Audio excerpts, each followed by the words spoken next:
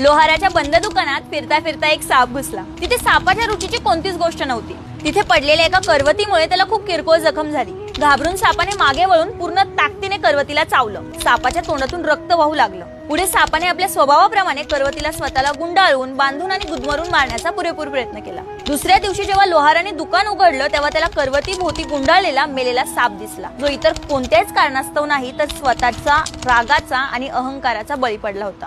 कधी कधी अहंकार व रागाच्या भरात आपण इतरांना इजा करण्याचा प्रयत्न करतो, पण कालांतराने आपल्याला कळतं की आपण स्वतःच जास्त नुकसान केलंय। कधी कधी आपल्याला स्वतःच्याच भल्यासाठी काही गोष्टींना, काही लोकांना, काही अपघातांना, कोणाच्या बोलण्याला दुर्लक्ष केलं पाहिजे।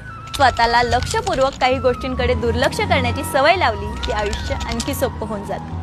लोहाराच्या बंद दुकानात फिरता फिरता एक साप घुसला। तिथे सापाच्या रुचीची कोणतीच गोष्ट नव्हती। तिथे पडलेल्या एका करवतीमुळे त्याला खूप किरकोळ जखम झाली। घाबरून सापाने मागे वळून पूर्ण ताकदीने करवतीला चावलं। सापाच्या तोंडातून रक्त वाहू लागलं। पुढे सापाने आपल्या स्वभावाप्रमाणे करवतीला स्वतःला गुंडाळून बांधून आणि गुदमरून मारण्याचा पुरेपूर प्रयत्न केला। दुसऱ्या दिवशी जेव्हा लोहाराने दुकान उघडलं तेव्हा त्याला करवती भोवती गुंडाळलेला मेलेला साप दिसला, जो इतर कोणत्याच कारणास्तव नाही तर स्वतःचा रागाचा आणि अहंकाराचा बळी पडला होता।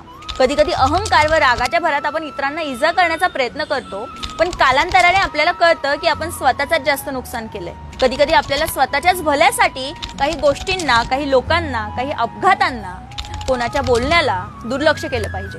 स्वतःला लक्षपूर्वक काही गोष्टींकडे दुर्लक्ष करण्याची सवय लावली की आयुष्य आणखी सोपं होऊन जातं। लोहाराच्या बंद